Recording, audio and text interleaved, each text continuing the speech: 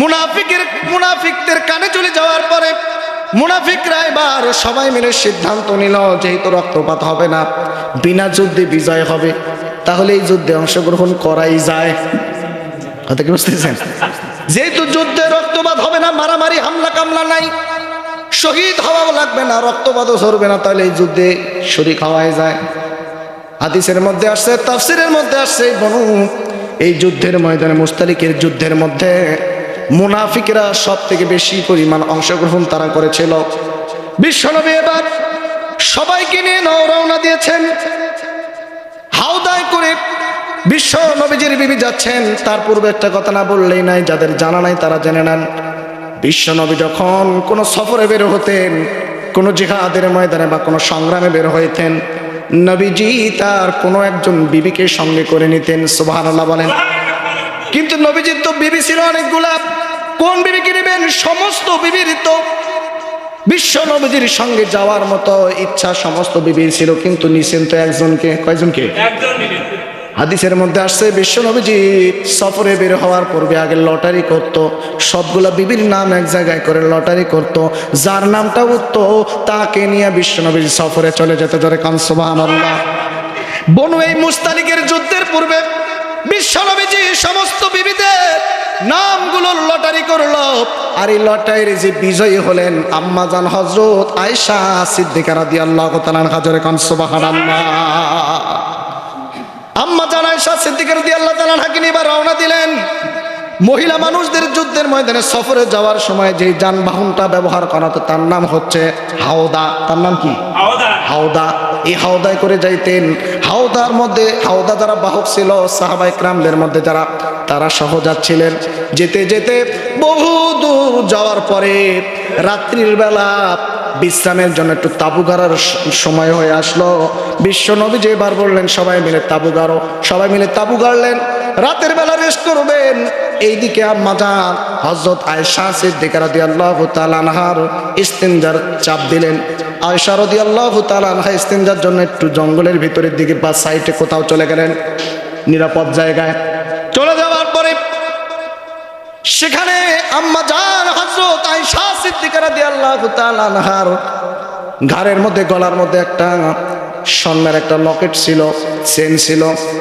হাদিসের মধ্যে আসছে আম্মাজান হযরত আয়েশা সিদ্দিকা রাদিয়াল্লাহু তাআলা আনহার ভগ্নির কাছ থেকে ওটা এমনি চেন নিয়ে এসেছিলেন ব্যবহার করার জন্য। যে বাইরে যাচ্ছি, আমাদের দেখবেন বাড়িতেও দেখবেন মহিলারা যদি না থাকে, পাশের বাড়ির ভাবি থেকে, বাইস্তার থেকে, ভাস্তির থেকে দেখবেন কিছু নিয়ে আসে, শাড়ি হোক, ব্লাউজ হোক, জামা হোক বা ওড়না হোক, আনে না?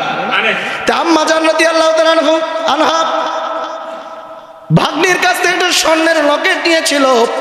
লকেটটা ওই জঙ্গলে ইস্তিনজা কাজ সারার পথে হারিয়ে যায়। চিন্তা করলো, মানুষের অন্যজনার হাওলাত করে নিয়ে আসছি মানুষের জিনিস, এটা যদি হারিয়ে ফেলি তাহলে তো সমস্যা। এবার আম্মাজান হযরত আয়েশা সিদ্দিকা রাদিয়াল্লাহু তাআলা আনহা লকেটটা খোঁজা শুরু করলো। খুঁজতে খুঁজতে অনেকক্ষণ দেরি পার হয়ে গেল। চিন্তা করলো এটা তো খুঁজে নিতে হবে। সে আর জানে না এই কাফেলার সঙ্গে যদি না যাই তাহলে হয়তো আমাকে রেখেও তারা চলে যেতে পারে। কারণ আম্মাজান হযরত আয়েশা সিদ্দিকা রাদিয়াল্লাহু তাআলা আনহার বয়স ছিল তবে 14 বছর। কত বছর? 14 বছর বয়স। খুবই চিকন চাকন ছিল, তেমন একটা ওজন ছিল না। হাওদার মধ্যে যখন থাকতেন, হাওদা বাহিনী যারা ছিল তারা ঘাড়ের মধ্যে যখন করে নিতেন, থাকলেও তারা ভার বুঝতো না, না থাকলেও ভার বুঝতো না। তারা নিজেরাও জানতো না যে আম্মাজান হাওদার ভিতরে নাই, বাইরে গেছে জরুরি সারার জন্য। এদিকে কাফেরের দলেরা সবাই রওনা দিয়েছে, তারা তো জানে যে আছে ভিতরে। আম্মাজান আয়েশা সিদ্দিকা রাদিয়াল্লাহু তাআলা আনহা অনেক খোঁজাখুঁজি করার পরে এবার লকেটটা পেয়ে যায়। কিন্তু লকেটটা পাওয়ার পরে তাঁবুর কাছে আসার পরে দেখে কাফেলার দলগুলো নাই, সবাই চলে গেছে। গভীর রাত, মহিলা মানুষ কেমনে যাবেন? চিন্তা করলো এখানে ওয়েট করি, যখন দূরে যাবে বা যে কোনো জায়গায় হাওদা বাহিনী যখন তারা দেখবে যে আমি নাই, তখন তো আবার ঘুরে আসবে। চাদরটা মুড়ি দিয়ে ওখানেই বসে পড়লেন, চুপ করে আছে, বসে আছে। হঠাৎ করে ঘুমিয়ে পড়েছে। এইদিকে ওই সফরের মধ্যে সাকা হিসাবে, সাকা ছিলেন তো, সাকা হিসাবে একজন আল্লাহ নবীজির সাহাবীকে দায়িত্ব দেওয়া হয়েছিল, যার নাম ছিল সফওয়ান রাদিয়াল্লাহু তাআলা আনহু। সাকা বলা হয় যখন কোনো কাফেলা রওনা হয়, ওই কাফেলার পিছনে কয়েক মাইল পিছনে একজন রক্ষণাবেক্ষক, প্রহরীদার, নিরাপত্তা বাহিনী, নিরাপত্তার হিসাবে একজন গুপ্তচর রেখে দেয়, যাতে করে কোনো জিনিস যদি ছেড়ে যায়, কোনো সমস্যা হয়, কোনো জিনিস ফালায় রেখে যায়, তাহলে পিছনের যে ওই চাকা ব্যক্তি আছে সেই ব্যক্তিটা, ওই ব্যক্তিটা মেনটেন করবে, সেই ব্যক্তিটা খবর দিবে। এরকম হযরত সাফওয়ান রাদিয়াল্লাহু তাআলা পিছন দিক থেকে আসতেছে, আস্তে আস্তে নজর করে দেখে চাদর মুড়ি দেওয়া একজন মানুষ শুয়ে আছে। এইবার সাফওয়ান রাদিয়াল্লাহু তাআলা ডাকলেন, কে আপনি, এখানে কেন? যখন মুখটা খুললেন, নজর করে দেখেন আম্মা জান হযরত আয়েশা সিদ্দিকা রাদিয়াল্লাহু তাআলা আনহা। জোরে কান সুবহানাল্লাহ। সেই সময় কিন্তু পর্দার আয়াত নাজিল হন নাই, তার পূর্বে, পর্দার আয়াত নাজিল হওয়ার পূর্বে আগেও আম্মা জানকে দেখেছিল। এই জন্য সাফওয়ান রাদিয়াল্লাহু তাআলা আনহু দেখার সঙ্গে সঙ্গে চিনে ফেললেন, ডাক দিয়ে বলল, ও আম্মা জান আয়েশা সিদ্দিকা রাদিয়াল্লাহু তাআলা আনহা, আপনি এখানে কেন? পুরো ঘটনা খুলে বলল যে এই কারণে। এবার বলল, চিন্তা করবেন না, আমি উট থেকে নামলাম, আপনি আমার উটে, অথবা হাদিসের মধ্যে উট অথবা ঘোড়া, আপনি চড়ে বসেন। আম্মা জান বসলো, এবার তারা রওনা দিল। পিছনের দিক থেকে যেতে যেতে ফজর পার হয়ে গেল, তারপরও ওই কাফেলার দলটা ধরতে পারলো না। এই দিকে যখন পৌঁছায় গেল, তখন কাফের দুশমনেরা, তারা তো শুধু দেখবেন চেষ্টায় থাকে কেমন করে ইসলামের ক্ষতি করা যায়, মুসলমানদের ক্ষতি করা যায়, ভালো ভালো মানুষদের কেমন করে বদনাম রটানো যায়, চেষ্টায় থাকে মুনাফিকরা। কথা বলেন ঠিক কিনা? সেই জায়গায় যারা মুনাফিক ছিল, অধিকাংশই তো মুনাফিক।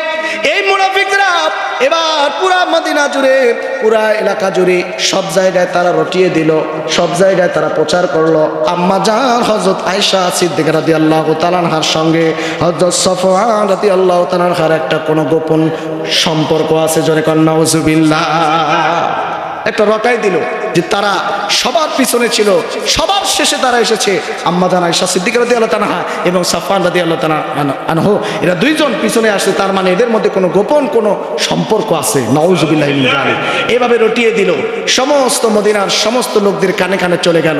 কিন্তু হাদিসের মধ্যে আসছে আম্মা জান আয়েশা সিদ্দিকা রাদিয়াল্লাহু তাআলা আনহার নামে যখন এই মিথ্যা অপবাদ রটিয়ে দিল, একমাত্র কেবলমাত্র তৎক্ষণিক মুনাফিকরা ছাড়া মদিনার কোন প্রকৃত মুসলমানরা এই ইতিহাস, এই মিথ্যা অপবাদ কেউ বিশ্বাস করে নাই। আপনি কি বোঝা যাচ্ছে? যারা মুনাফিক তারাই একমাত্র মিথ্যা অপবাদ যা দেওয়া হয় এটা তারা বিশ্বাস করে। বাকি যারা সত্যবাদী তারা কখনো এই মিথ্যা অপবাদ বিশ্বাস করে না। ঠিক কিনা বলেন? মুনাফিকরা, এদের মধ্যে সবথেকে বেশি আব্দুল্লাহ ইবনে উবাই এই বিষয় নিয়ে বেশি মাতামাতি করলো। আব্দুল্লাহ বিন উবাই সব থেকে বেশি রটালো এই মিথ্যা অপবাদটা। আম্মা জান হযরত আয়েশা সিদ্দিকা রাদিয়াল্লাহু তাআলা আনহার কানে এখন এই ঘটনাটা এত কিছু হয়ে গেছে, এটা পৌঁছায় নাই, বিশ্বনবীজির কাছে চলে গেল। বিশ্বনবীজি নিজ চোখেও দেখেছেন তারা ফজরের পরে দুইজন আসতেছে, আম্মা জান উটের মধ্যে আর সাফওয়ান রাদিয়াল্লাহু তাআলা আনহু, তারা সে নিচে হেঁটে হেঁটে দড়ির নখ টেনে টেনে নিয়ে আসতেছেন। তো বিশ্বনবী সাল্লাল্লাহু আলাইহি সাল্লাম উনি চুপ থাকলেন, নিজেকে ধৈর্য ধারণ করলেন, কিন্তু আম্মা জান রাদিয়াল্লাহু তাআলা আনহার প্রতি তার একটু হালকা রাগান্বিত। আম্মা জান বলেন, আমি যখন এত যাবত অসুস্থ হয়েছিলাম, আমি দেখেছি বিশ্ব নবী আমার পাশে এসে আমার কত খেদমত করেছে, মাথায় হাত বুলিয়ে দিয়েছে, অস্থির হয়ে গেছিল, টেনশনের মধ্যে পড়ে গিয়েছিল। কিন্তু এরই মধ্যে আমার অসুস্থতা বেড়ে যায়, অসুস্থ হয়ে পড়ি। আগের মতো আমি নজর করে দেখি বিশ্বনবীজি আমার পাশে আসে না, বসে না, কথাও তেমন একটা বলে না। হাজার হলেও যখন বিবির নামে কোনো মিথ্যা অপবাদ বা এরকম কোনো বিষয় একটা রটায়, তখন একটু স্বামীর মন খারাপ থাকে না? তখন একটা স্বামীর মন খারাপ থাকে। তো বিশ্বনবীজি নিজেও এই কথাটি বললেন না, অন্য এক মহিলার কাছ থেকে আম্মাজান এই ঘটনাটি শুনলেন অনেক দিন পর। শোনার পরে আম্মাজান হযরত আয়েশা সিদ্দিকা রাদিয়াল্লাহু তাআলা আনহা কান্নায় জর্জরিত, চোখের পানি অঝরে পড়ছেন। এটা কোনো কথা? মিথ্যা অপবাদ, আমি যেটার সঙ্গে জড়িত নই, যা কিছু হয় নাই, এত কিছু রটিয়ে গেছে। বিশ্বনবী আম্মাজান হযরত আয়েশাকে শুধু একটি কথা বলল, হে আয়েশা, তুমি যদি অপরাধ করে থাকো আর এই ঘটনা যদি সত্য হয়ে থাকে, অচিরেই আল্লাহর দরবারে তওবা করো, আল্লাহ তওবা কবুল করবেন। জোরে কান সুবহানাল্লাহ। এইভাবে প্রায় 1 মাস চলে গেল। জোরে বলেন কয় মাস? মুনাফিকরা খুবই খুশি, মিথ্যা একটা অপবাদ রটাইয়া এই অপবাদের উপর বিশ্বনবীজির বিবি পরিবারের বিবিকে হেনস্থ করতে পেরেছে। মুনাফিকদের সব থেকে বড় হাতিয়ার হলো কোনো সৎ ব্যক্তি, কোনো ভালো ব্যক্তি অথবা কোনো ভালো কাজ আপনি করবেন, তাদের কাজ হলো আপনার বিরুদ্ধে মিথ্যা কোনো অপবাদ ষড়যন্ত্র রটাইয়া সেটা তারা প্রচার করে আপনাকে সমাজের চোখে দোষী করার চেষ্টা তারা করে। এটা মুনাফিকদের স্বভাব। আর স্বভাব